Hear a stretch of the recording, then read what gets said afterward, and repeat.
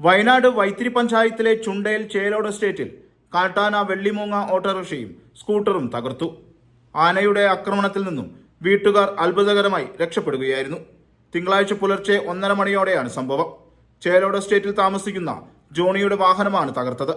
വീട്ടുമുറ്റത്ത് നിർത്തിയിട്ട വാഹനങ്ങൾ പൂർണ്ണമായും തകർന്നിട്ടുണ്ട്. ഇതോടെ ജോണിയുടെ ഉപജീവനമാർഗവും നിലയ്ക്കപ്പെട്ട അവസ്ഥയിലായി. ആനയെ ഓടിക്കാൻ ശ്രമിക്കുന്നതിനിടെ അയൽവാസി ഷാജിക്ക് പരിക്കേറ്റു. ആന ആക്രമിക്കാൻ ശ്രമിച്ചപ്പോൾ ഓടി രക്ഷപ്പെടുന്നതിനിടയിൽ വീണ് പരിക്കേൽക്കുകയായിരുന്നു. ദേശീയപാതയുടെ അരികിൽ വരെ കാട്ടാനയുടെ സാന്നിധ്യം പ്രദേശവാസികളെയും ആശങ്കയിലാഴ്ത്തുകയാണ്.